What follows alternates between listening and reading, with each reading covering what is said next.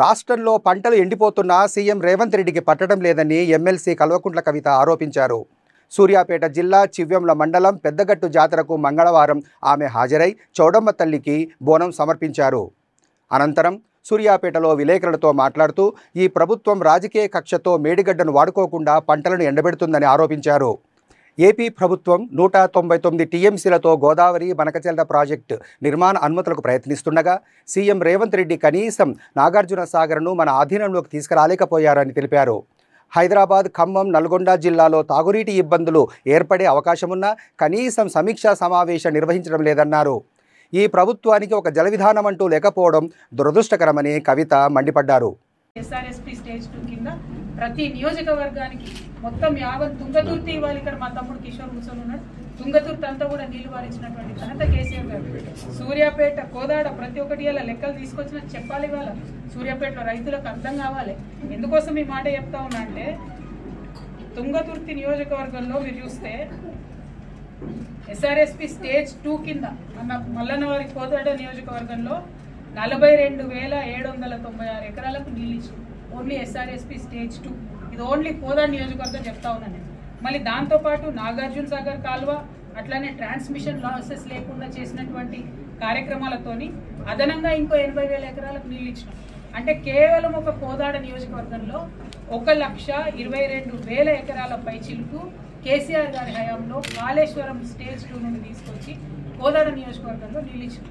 ఇవాళ నేను ఛాలెంజ్ చేస్తా ఉన్నా, ఉత్తమ్ కుమార్ రెడ్డి గారు ఇరిగేషన్ మినిస్టర్గా ఉన్నారు, ఎందుకు తెస్తలేరండి నీళ్ళు? ఇవాళ ఏం పాడైపోయిందా మేడిగడ్డ? చెప్తున్నారు కదా, ప్రతి ఒక్క ఇంజనీర్ చెప్తున్నారు వాడుకునేటటువంటి పరిస్థితి ఉంది. మేడిగడ్డ బరాజ్ని కేవలం కక్షతోని మీరు వాడతలేరని చెప్తున్నారు.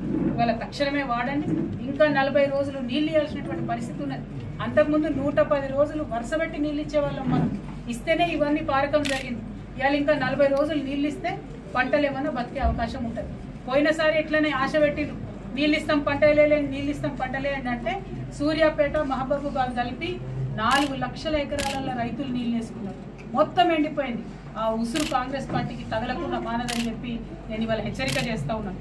అదేవిధంగా మీరు చూసినట్టయితే సూర్యాపేట నియోజకవర్గంలో ఎస్ఆర్ఎస్పీ స్టేజ్ 2 కింద 75,849 ఎకరాలకు కేవలం ఎస్ఆర్ఎస్పీ స్టేజ్ 2 కింద సూర్యాపేటకు తీసుకొచ్చాం. నాగార్జున సాగర్, ఎడమ కాలువ, మూసి ప్రాజెక్టు కలుపుకొని 1,03,000 ఎకరాలకు సూర్యాపేట నియోజకవర్గంలో మనం నీళ్ళు ఇచ్చుకోవడం జరిగింది. అదేవిధంగా తుంగతుర్తి నియోజకవర్గంలో కేవలం ఎస్ఆర్ఎస్పీ స్టేజ్ 2 కింద 94,230 ఎకరాలు ఎస్ఆర్ఎస్పీలో నీళ్ళు ఇస్తే మరి అద్భుతంగా 2 పంటలకు తుంగతుర్తిలో మనం నీళ్ళు ఇచ్చుకున్నాం. ఇవాళ బాధాకరం ఏంటంటే, మొత్తం శ్రీశైలం నిల్వ కెపాసిటీ ఏదైతే ఉంటుందో అది 215 టీఎంసీలు ఉంటే ఇప్పుడు పరిస్థితి 81 టీఎంసీలు ఉంది అక్కడ. అదేవిధంగా నాగార్జున సాగర్లో మొత్తం నీటి నిల్వ కెపాసిటీ 312 టీఎంసీలు ఉంటే ఇప్పుడు ప్రస్తుతం ఉన్న నిల్వ 182 టీఎంసీలు. అంటే విషయం ఏంటి అంటే, హైదరాబాద్, ఖమ్మము, నల్గొండ తాగునీటికి కూడా ఇబ్బంది అయ్యేటటువంటి పరిస్థితి ఉన్నది. కానీ ఒక ముఖ్యమంత్రి గారు ఒక రివ్యూ పెట్టిండ్రా, నిన్నగాక మొన్న రివ్యూ పెట్టిండ్రు. ఏమన్నాడు? మొత్తం కలెక్టర్ల మీద దోషేసి కలెక్టర్లు ఏసీ రూమ్లలో కూర్చుంటుండ్రు, వాళ్ళు బయట పోతలేరు, వాళ్ళకి ఆలోచన లేదు. కలెక్టర్లే రివ్యూ చేసి జిల్లాలలో నీళ్ళు ఇవ్వాలన్నట. మరి ఈ ప్రభుత్వానికి ఒక జల విధానం అంటూ లేదా? ఈ ప్రభుత్వానికి ఒక ఆలోచన లేదా? ఇప్పుడు సూర్యాపేట జిల్లా నుండి నేను ప్రశ్నిస్తా ఉన్నా. ఇప్పుడు నేను లెక్కలతో సహా చెప్పిన, మరి ఈ విధంగా నీళ్లు తెలంగాణకు మల్పాలనేటటువంటి సోయి, ఒక జల విధానం లేనటువంటి ముఖ్యమంత్రి గారు, ఇది కరెక్ట్ కాదు. ఇప్పటికన్నా ఆలోచన చేయండి. ఎందుకు ఒక పక్క మనకు ఉన్నటువంటి మేడిగడ్డను వాడుకోక మీరు మన వాళ్ళని ఎండబెడుతున్నారు. ఇంకో పక్కన ఏం జరుగుతుంది?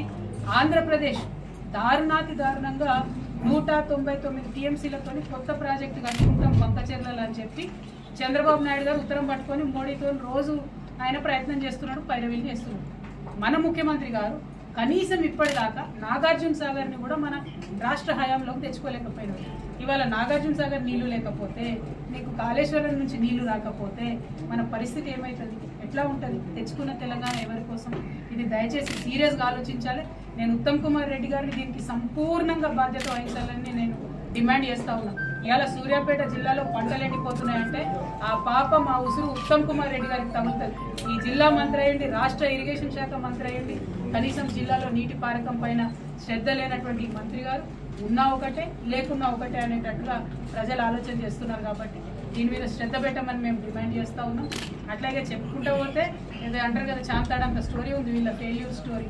అల్టిమేట్గా ఒకటే, కాంగ్రెస్ పార్టీకి ప్రజలు ఒక మంచి అవకాశం ఇచ్చినందుకు దాన్ని సద్వినియోగం చేసుకొని సూర్యాపేట జిల్లాను డెవలప్మెంట్కి తీసుకెళ్ళండి, తెలంగాణ వ్యాప్తంగా డెవలప్మెంట్ వైపు తీసుకెళ్ళండి.